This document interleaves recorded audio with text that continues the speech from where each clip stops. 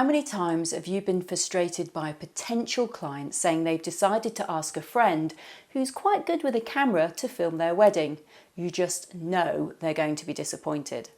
And that's because it takes experience and expertise to film and produce a wedding film. It's a learnt skill which takes time, motivation, and creativity to perfect. And it's the same with the colour grading process. It can't be rushed, and it's certainly not the quick fix to a badly made film that some people think it is. There is a view that if you put a LUT on it, it'll save the day. It's almost always the same when I ask videographers what they struggle with most. Almost all say colour grading.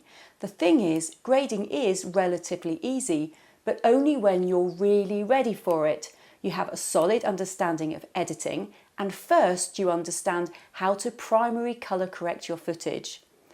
But even with all those skills, if you're not filming the right footage in the first place, if it's overexposed, framed badly or slightly soft, then grading your footage just won't be the magical cure you're looking for to turn your work around.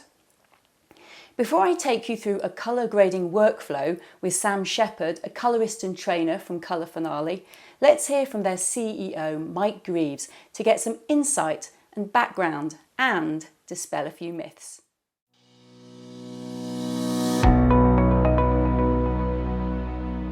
So, Mike, thank you very much for joining me today. Firstly, let's hear about you and Colour Finale. Sure, yeah. So I'm Mike Grieve. I'm commercial director of Colourtrix, which is the parent company that owns the Colour Finale brand. And Colour Finale is our colour grading product that's been around since, about for 5+ years. It's the most popular grading plugin for Final Cut Pro on Mac OS. And it was developed originally because when Apple came out with Final Cut Pro 10.4, it didn't have color tools. So we plugged that gap and it's been quite successful since.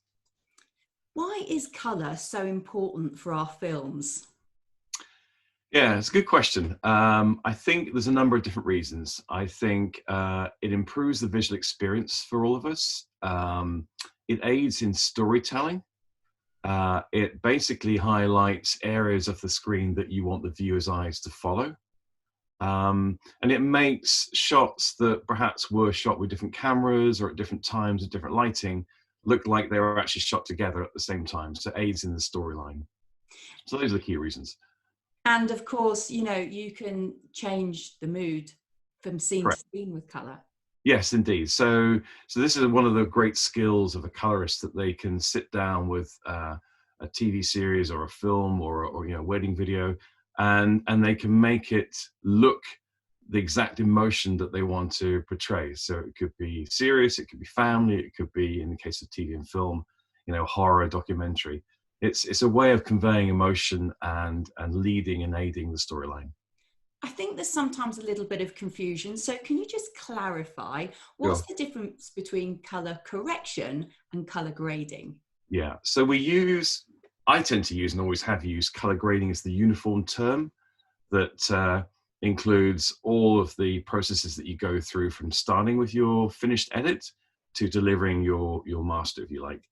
But the way I would separate it is color correction is the first stage.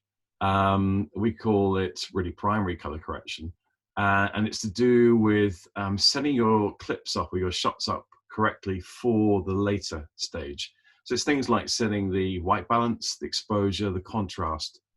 And then color grading is, having got past that stage, is the art of adding mood and feel and emotion to your footage. So it could be, highlighting certain areas of the screen. It could be adding a certain wash or color over the whole image, just to convey that certain emotion you're after. In terms of learning, everyone wants to be able to grade their films. Yeah. But in terms of learning, what should we master first and why? So I would say that, first of all, understanding how to capture the most material, exposure on your camera is really important, because the more detail you gather at that stage, the more you'll have to play with in the color correction or color grading process. Then setting up your white balance, so your color temperature correctly at shooting. because if you do that right, you'll spend less time correcting images and more time grading the images. So those are the first two things. And then having got your content into your color grading system, it would be how to primary color correct properly, how to correct any white balance issues, and how to set up the exposure correctly and the contrast. And then after that, it would be matching shots together, which may have been shot different times or in different cameras. So those are the three things I think are important.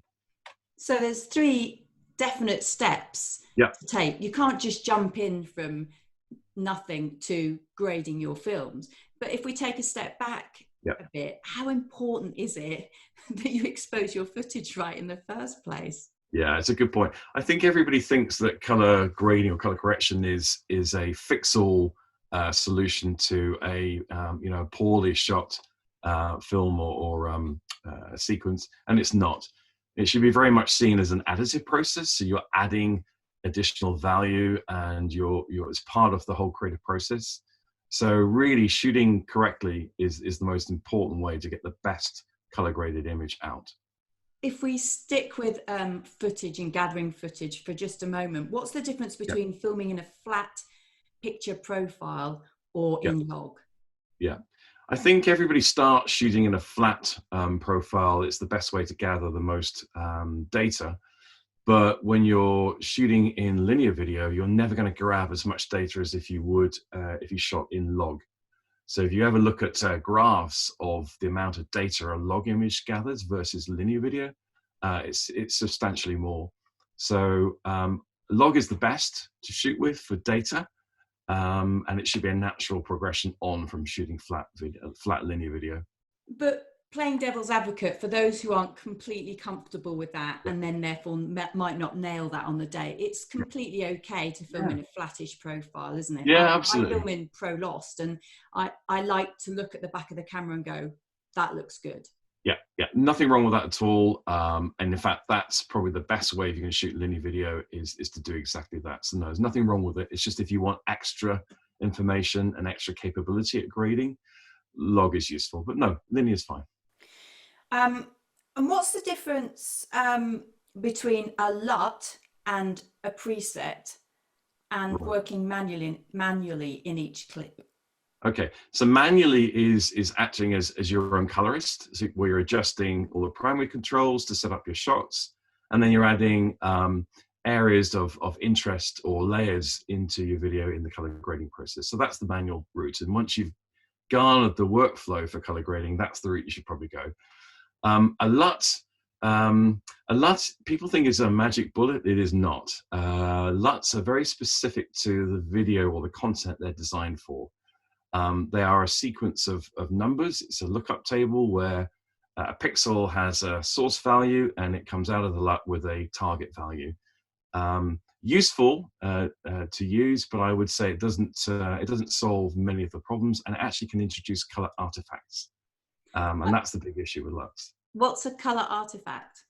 Color artifact is where the pixel value doesn't line up with a specific value in the LUT, and therefore it just chooses the color it thinks is the best, and often that isn't the right color. So you'll see artifacts on images where there's like a purple or a green set of pixels and they shouldn't be there. It's things like that. A preset is it basically is like a macro or a snapshot of controls. So the problem with a LUT is you can't adjust it. Whereas a preset, because it's a snapshot of controls, you can then, after loading the preset, carry on and adjust the controls afterwards. So it's not a finite set of values, it's just settings on your color grading system. Well, I'm guilty of just sticking a LUT on it. However, I've never graded my films a lot, so I think I'm quite safe with it because I put it right back to about 40% and then go through the whole edit again to make sure that there's no artifacts or any issues.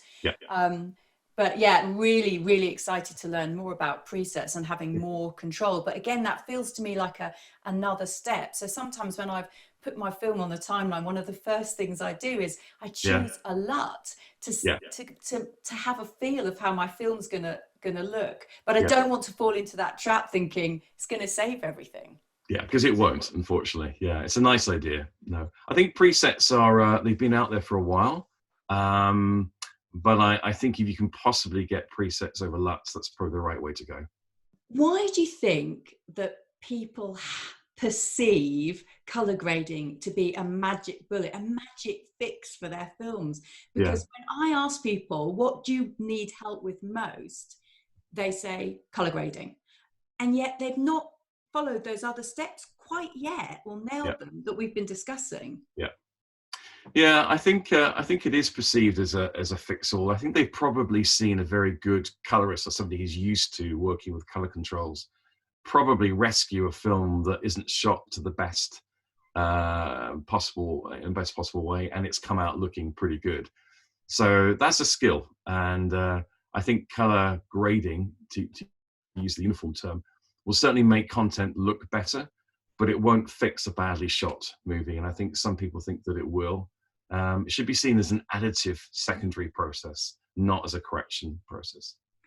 So colorists are specialists in their field, but most videographers have to learn everything, you know, filmmaking, sound design, color. So what makes color finale good for like wedding filmmakers who have to have this broad skill set? For Yeah, me, it made my life so much easier because I found it simple and very intuitive to use. And yeah. with Final Cut, it was perfect. Yeah, that's a good point. So we come from the pro background. So we've been designing high-end color correctors for many years, and so we naturally target professional colorists. But we also know that the target market for our product is everybody else. It's the videographers, the editors, the vloggers. So we have a challenge where we wanted to make it as really easy to use as possible, very logical, very simple, almost like an onion where the outer layer is what you see. It looks really simple, but if you need something more complex, it's actually in there under a layer or a button. So we've specifically had to design for, you know, the colorists that we have. Some people use color finale in TV stations, for example, or on movies, as well as addressing our largest market, which is everybody who isn't a fully trained colorist. So it's a specific design principle to make it simple to use, but have all the tools there that the colorist would need if they wanted them. That was perfect. Thank you very much. No worries.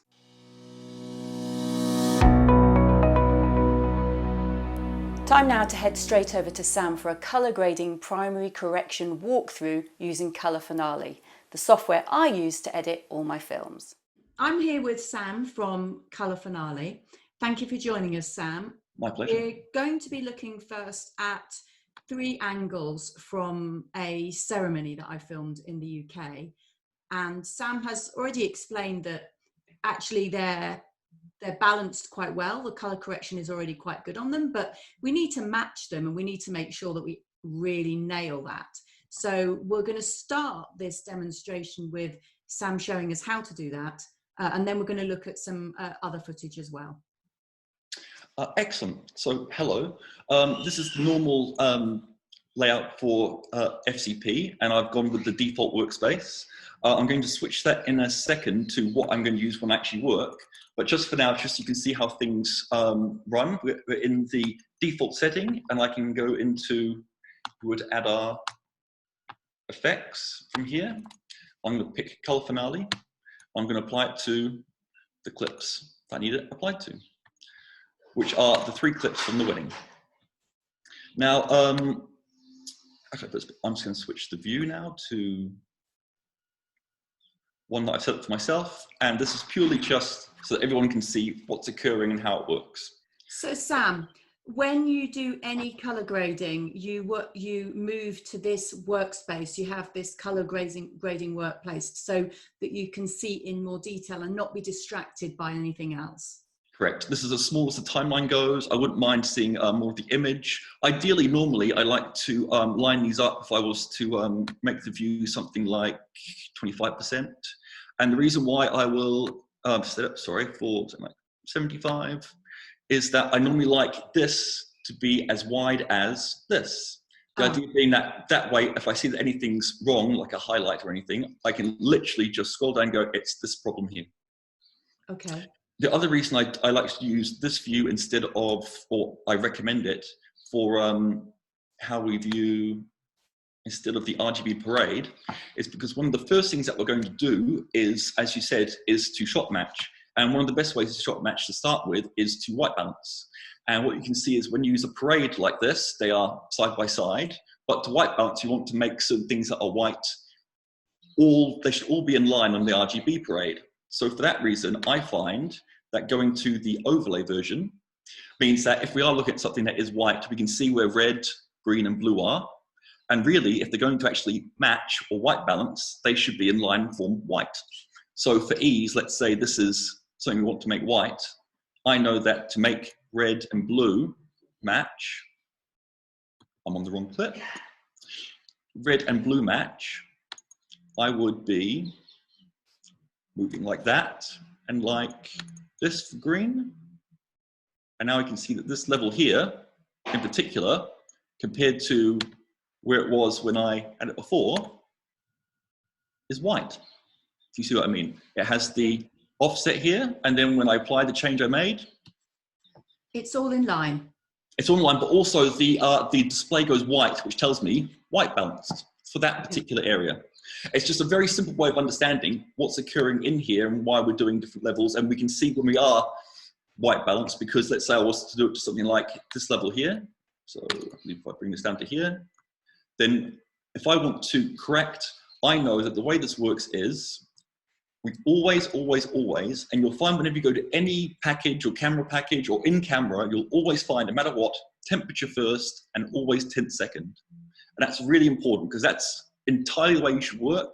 And when a lot of people get confused about how to do things like white balance, they may put a bit of temperature in, a bit of tint, they go round and round in circles, when actually the entire purpose of temperature and tint is this. We want to make, with temperature, red and blue line up. So in this case, we would pick a peak like, let's say, here. Okay. So the entire purpose is now to make temperature. I'm only interested in red and blue lining up. That's my only. So literally on top of each other. Oh, look exactly. at that. That's why it's just a handy way of doing these things to make them line up. So actually, I'll start it off, and because it's easier to see, I will make it instead. I think about it. We'll make it this one here. Okay. So for exaggeration, as you can see, they are quite different. But I want the red and the blue to line up. So I just move it down until they are in line. And then the entire purpose of tint now, because red and blue are lined up, the entire purpose of tint is to get green to now line up with my correct red and blue. So if I was to do like this, you can see green comes up. Yeah. I lower it until it's in line. And that is, in that area, as we can see, white balanced. And I'd say it's what, for a peak, it'll be this. As we can see from before and afterwards, from blue to something more white. So several things to take from that. The first one is, when matching up these different shots, if you want to make this easier on yourself, I would work out what you're going to consider white. It's not a matter of if it's perfect white, it's more of a case of in each one of these shots, we're going to be seeing this particular white. So it could be the wedding dress, it could be the candle's probably going to be a bit warm, it could be his collar. But just for the sake of understanding what's occurring, to pick one of those and then use that. I will set this to viewers. So many ways to work, and I shall reset this. I would say something like the wedding dress is normally going to be the whites that people look for. Mm-hmm. So if you wanted to, I can do it by eye using temperature and tint. I should have explained, sorry, beforehand. Temperature and tint is always where I start. It's something that should be done in camera, and you've done it very well. But if it's not, this is the most important thing probably to getting things to match. Now I see just above the bit where you're talking about doing it in manual, but I see just above it says white balance auto. So does this mean that in Colour Finale 2, what happens if you press that auto button? That was the next thing I was going to say. Another great place to start off with is auto, and it will give us this. So to see before and afterwards, it is. The other way to do that is to go with semi-auto though. So because auto just basically works by, it finds whatever is the peak white, as we can see. So turn it off. So it's trying to make the peak levels match. Back on again. It's a little blue, isn't it? It is a bit blue. So again, we can tweak that. But the other reason why it's quite important is it depends on where you've stopped the shot when you hit auto, because it will just find whatever is the top end. And it's done quite well in this area here, we can see, it's gone. But it's not entirely sure where it should be working from. So you'll see here, on this shot, for instance, while the top end might not be perfectly in line, the middle flesh tones are roughly correct. But as you said, a bit blue. A bit blue. With auto though, if you do use auto, you can always tweak it. As you can see when you when I use it, I find this to be very important. It doesn't just do auto and you don't know what happened. It will show you what it's done to change it. So then you can tweak it so it's semi. Exactly. Indeed, so it's semi. However, if you want things to be easier or always, or at least closer to what you wanted to begin with, I'd recommend using this button here, which is a picker. In this case now, I get to pick what is going to be, what it's going to look at for white. So I could use, for instance, the dress. Yeah. We don't want to use the dress though, do we, Sam? Because I don't think she should have been wearing a white dress. Oh, was she a lady of disrepute? No, I don't think very many brides do wear white dresses these days. But the planters on the side, they would work. They should be white. Excellent. So again, we can pick it. The best way to work though with this is actually is to pick something that is in the mid-grey. Is the most useful usually, but we don't really have that. Everything's beautifully lit and very white, but normally a middle grey is the ideal thing to use because it should have the chroma change and everything, and it works the best that way. Just quickly, when I colour correct, I use the wheels. Completely, and you can do it that way as well. It's more of a case of if you want to start with the wheels, and the wheels are here. If we use them, it's a case of what's going to make it look. You want to be able to match all the shots, and if you know you shot them with the same camera using the same settings, then technically the only thing that should be different about them is the white balance.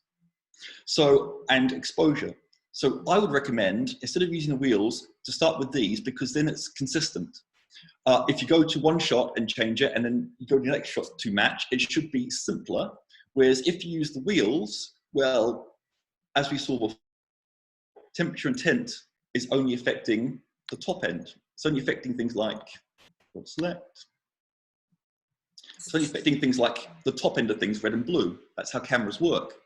So when a lot of people use though instead the layers, they might be using things like gamma or left instead. And the problem there is,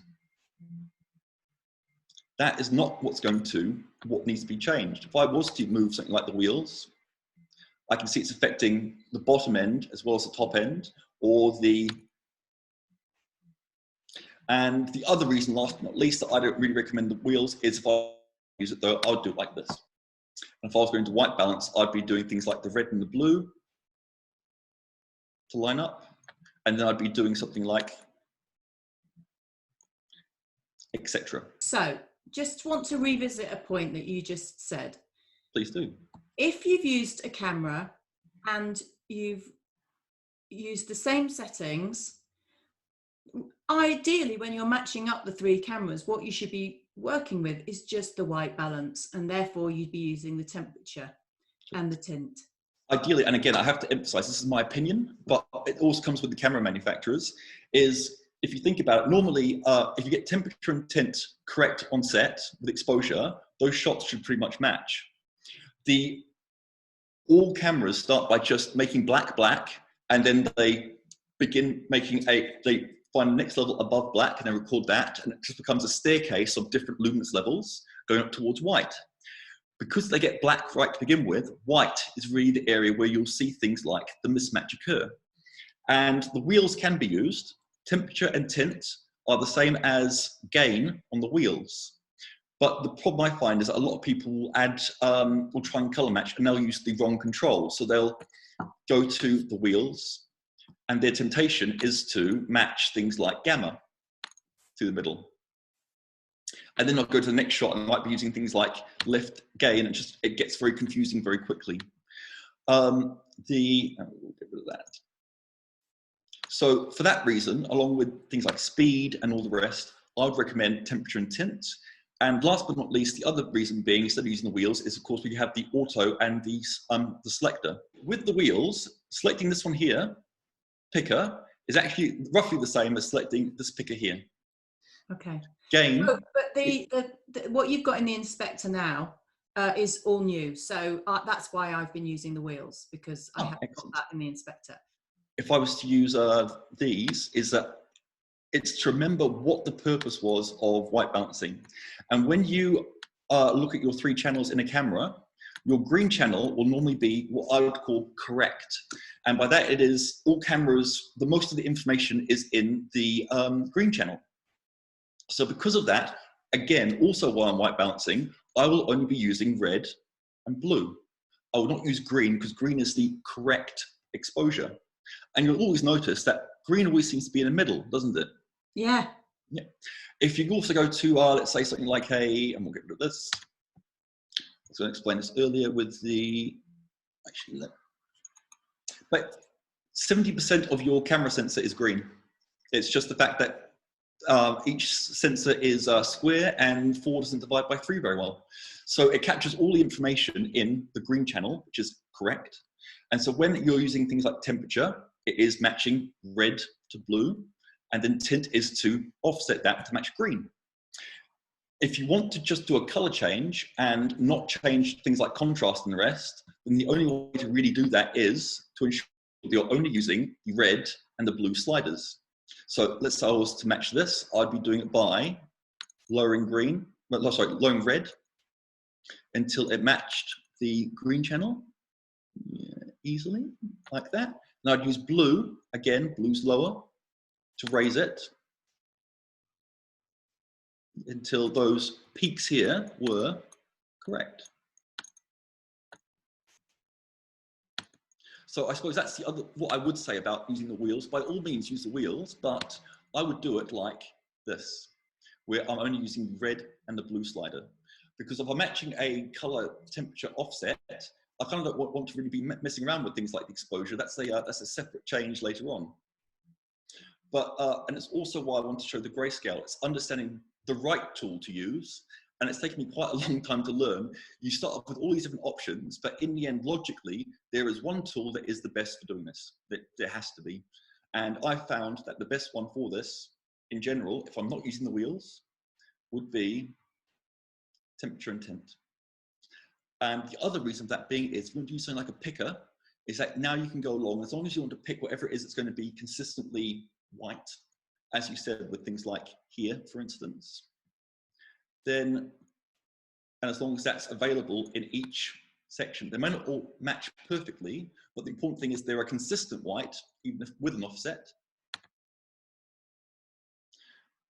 is one of the ways that I would do that. Yes. Just to interrupt you there quickly, Sam. So from the back, there's 2 camera angles. Can you see on the ceremony? Certainly. Yes, so there's this one and this one, is there? So from the back, there's that one, and then just before it, there's the wide shot. So keep going back. Oh, cool. And then there's the wide shot. Excellent. Okay, so these actually matched up quite nicely. But because the other camera was at the front, the camera at the front was the problematic one, which is your last clip. That was the one that was, yes, a little bit pink. So can we make this the same as the other? Let's just start from scratch. So, okay, you're going to press auto, are you? So it is tempting. So some of the things, just for speed, is entirely up to you. A workflow that, because it's interior like this, I would be tempted to just see how quickly it gets us, indeed, auto gets us to where we want to go. Very quickly. Indeed.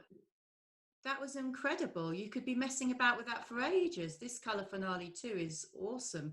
That's great. Excellent. And that's why, so that is again, this is a recommendation. I can't emphasize enough that if you come up with something better, you should be using that. But let me just see if I can change my workspace now back to something that actually looks like something you can see. Excellent. So yes, so I would be tempted always start with auto.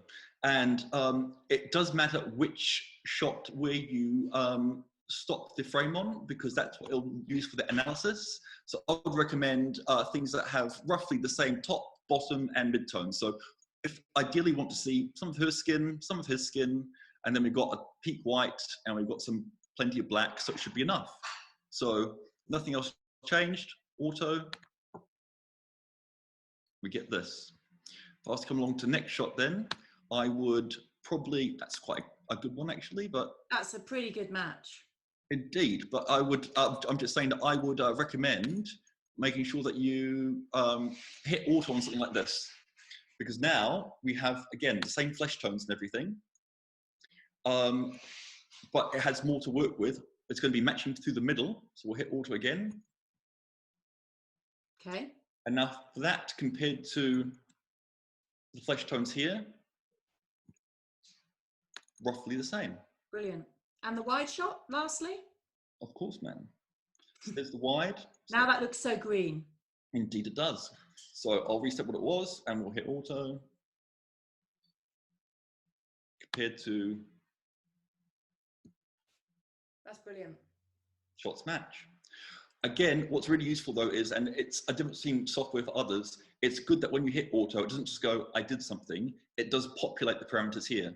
So you can come along and go, it is actually just slightly, just a bit too warm for me if I wanted to just warm it up a little bit. And it might just be a little bit, still a little bit just too green if you want to do something like that. But. You don't. Look better. And again, I can't remember what I did. I could control Z, but because I've got both flesh tones here, if I was to hit something like auto, oh, I didn't have the middle. So it needs to be closer and auto. Sorry, it must be on top of my own correction. Perfect. Brilliant. That was just one thing actually to bear in mind as well. I did notice with that. If you hit auto and then do a tweak and hit auto again, it memorized what it was before. You might not get the best results. So best to, if you have tweaked anything, reset and then hit auto for the best results. But the other thing to remember is pick the shot where you can see something consistent with red, white, blue, ideally with things like flesh tones. I noticed that he, for instance, turns his back sometimes. So that one would not really be the best to use, if you get what I mean. Great insight. So we've matched those three camera angles. They look really good. You made that seem very light work, actually, which is brilliant. Next, I'd really like to go just to some shots in my bride prep sequence. Let's color correct these where some are a little orange, some are a little green, and let's make sure that we've got maybe 4 in a row that look like they're the same. If I was actually going to pick, the main one to pick for the first shot really is the most difficult shot, I would say, because that is normally the limit of your creativity. So you have 2 choices. You could either make everything look lovely, shots might not match perfectly, or you can make everything match perfectly, but that means I would recommend that you start off with whichever shot is the most difficult or blown out or the rest, because that is the limits of your creativity. And however good you make that shot, you then match the rest to that difficult shot in the scene. So would that be the wine glass? It would probably, it might be the wine glass. It's a cutaway. It'd probably be actually more, in this case, probably something like that. Would be, because the lighting is quite dark, it's probably the hardest shot to bring things out of. If I was okay, but Sam, that shot I would rather make look like silhouette than anything else. I wouldn't be wanting to bring the darks up. And we'll cover that when we get to it. But yeah, something that is wide. If it is, that's the most difficult shot that I never was able to manage to. And I can see that the lighting changed. So probably something not here, but when she's in a consistent lighting. So when I saw with the earlier, we had was here. So we can see quite a bit of detail in her face on this one. Whereas with the makeup shot that you said was quite difficult. So I would not pick this, for instance, that's clearly light blowing it out, but to be more similar like this. We can see the detail in her face is probably going to be the flesh tone that's going to match the other shot. And again, if I was to start, I'd probably start off with water. So for this one, if it was to match like this, I would just make those flesh tones look as good as they can. And then with the other shot, which was here, wasn't it? So again, part of the reason why I'd say this is difficult to match is, if I was going to do this, I would probably up the exposure to begin with, just to see what's going on our friend's face. So it was originally like this, and I would make it instead. And I know this is blowing out here, but I'm only interested in temperature and tint. So I'm raising exposure, not for my final exposure, but just to be able to see what's occurring into the dark end of things. So there she is. Auto makes it a bit blue. If I wasn't happy with that, I could use the picker, or I could just, until it matches. So she's warmer.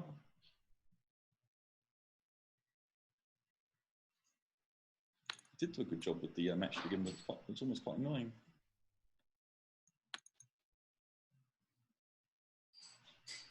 And you can see the warmth in her skin and the warmth in her skin. Now, the important thing to remember at this point is I don't have to stick with this as my change for exposure. That was just merely for the color matching. We probably do want to add something though. And normally what I'm doing with exposure is I'm looking here, I'm making sure that we're making the most of our bright end. We don't want anything to go above 100. Anything above 100 is just going to not be kept and not be seen on the screen. So doing something like, let's say this. Touching 100.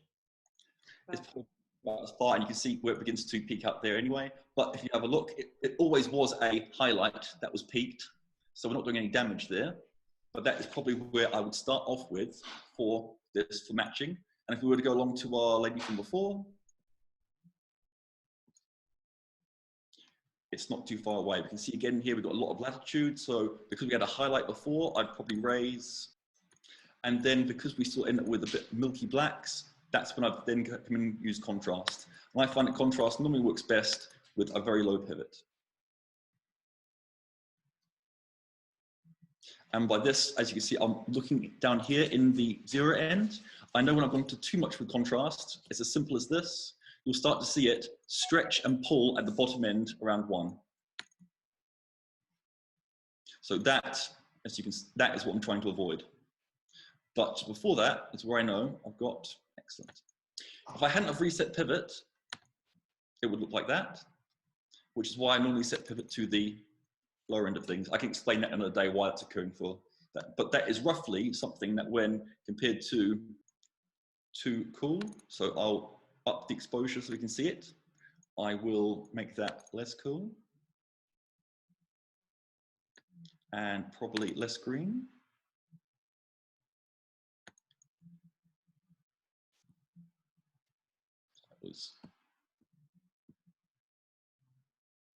So that one compared to that one, that's how I do it. And just for those of us that like a little bit of silhouette, can you go to the shot where we had Sure. the silhouette slightly and show us how to a silhouette is actually bring down the blacks, make the blacks blacker and give it a bit more silhouette-y look? I would normally start off then, therefore, with contrast, like that. Yeah. So that was just simply setting. If it's going to be a silhouette, the best thing to do, in my opinion, and I just recommend this, is I would actually, we're going to make it a silhouette, but to start off with, we still need to have that color correct. So I would still recommend doing the white balance and still making it a bit warmer, a bit less green to match the others. And then, now that I've set this, we can reset exposure. And if you want silhouette, I would use contrast. Contrast will normally bias towards the black end, so it will keep the highlights high, but it will lower the blacks. And because those are automatically already there, if I was to just add contrast a little bit, you can get your silhouette-y. And I'd probably adjust now the pivot to make sure that we still keep as much as possible on the outside, because a silhouette's normally better for the halo around it. So because I can see that in the highlights here, we still have quite a bit of range on 100. Now that contrast has been applied, I'd probably just raise the exposure to, as you can see, just before eclipse. Maybe add a bit more of the contrast. And now it's down to taste. It's whether you want a full silhouette like this, or whether you want it just to be partial. It's how silhouette you want it. So Sam, we've taken a look at some of my footage. And now what you're going to do is you're just going to briefly show me how, with just color correction and no LUTs and no presets, how in Color Finale 2 you can make a pretty boring shot look pretty good. So Sam and I are having a quick experiment. The first thing I'd like you to do with this sultry looking cowboy is to drag the Color Finale Pro application on top. Okay, so let's see if we can remember what you said. The first thing we're going to do is we're going to lift the exposure a little bit so that we can have more to work with. Sounds good to me. Okay, stop there. And now we're going to bring the pivot down, right down, because we're going to be working with contrast. And now we're going to move the contrast up a little bit. Keep Very, going. very good. That's exactly what we're going to do. And I'm just watching at the bottom end of the scope, so you can see where it just begins to go too far. Go below zero. Yeah. And then you might want to, if you did want to adjust the pivot, I would actually leave it like this. And if you wanted to drop these mid-tones down later on, I would do that in layers with the gamma control. If I wanted to. Oh yeah, there we go. That's because gamma's working through the midtones. When we're working with exposure and contrast, we're going through the top and the bottom. So what I did essentially, just to emphasize it, is this. Actually, let's just mute that. I first used exposure and contrast in order to get the blacks and the whites at the, well, I filled up the parade. Yep. I know that in a little bit, I'm probably going to be asked to, I would now normally white balance, but because I knew that it was going to be something that's going to come up, I also then got ready for it and made these, reset it. And I wanted to make this, gamma is normally at 0, and instead I lowered it in order to make this look a little bit more like the way it should. But the important thing there is I'm not using contrast here, that I used gamma. Lift, I wouldn't want to use, because if I was to, if we see our scopes, lift would just drop that too far. And we don't want to use gain, because gain is exactly what exposure is doing in there to begin with. Exactly. And then finally, would you go back to the exposure and bring the exposure down a bit, or not really? Because we did. It depends entirely on you. I would, at this point, I'd get things like my white balance correct first. But I will, what I'll do is, I would do, the next thing I'd do, while it's still like this, is I'd make sure that I've got my white balance the way I want it to be. So I could use auto, if I wished, could be a bit blue. The other thing you can do, if you don't have a chart or anything, is you can just go, this should be roughly whitish. So I'll cheat. Oh yeah, look at that. And that gives us just a small tweak for what we need. And now that I'm there, I would probably do as I did before, and I would make sure that gamma is just lowered until I've got something that is, look, I have something that is correct. Because I've set it up, I would think of this as, I would leave the exposure where it is, and if it is too high, I would use things like the gain to then tweak it in combination with, if I wanted to make it lower or higher, from here. It just means that I'm building on top of an image that has a solid base, I would call it. Blacks, whites, ready to go. And then from this base, because I have the full range of image, I can always remove or lower things, as I do here. Just remember that saturation and sharpness work very differently to in other products. And if you are finding things like, as we said before, that this is, let's say, too washed out, or you can't really see the difference there, I'd recommend adding things like saturation, which will actually, it will keep things like yellows, which normally ping out, actually become quite nice. And you might also want to get involved in with sharpness. Because if you look at the rain across his face. Wow. So, and sharpness also works in reverse. So if you did want to use something like a beautified look, as in for her flesh tones, you can actually take it into negatives, is the other thing to bear in mind. A little bit of soft focus there, that's what you're talking about. Yes, so a beauty effect. kind of thing. But these are two that another trick would be to actually increase the saturation. And most people have done this for quite a while. Will try to avoid this because normally it goes very bad in the yellows and the red quickly. But here we can see it actually does make it, you can really separate it out. And then from where you were to begin with, to something like this, very few controls. I've only really changed exposure, contrast, sharpness. And the only other trick there was just to get that oomph through the middle, was that I did use gamma, which is this middle ring here. Does that make sense? It does. Cool. I think in summary, just to summarize what we've learned today, is that using Colour Finale 2, you can really do some impressive colour correction without even considering going to the next level. You can really work the scenes and work the image, and that's fantastic to know.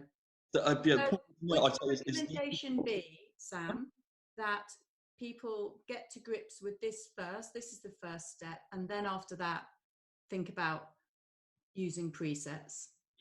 Completely. Thank you so much for this today, Sam. It's been fantastic insight into colour correction, and yeah, it's really fantastic. Thank you so much. My pleasure.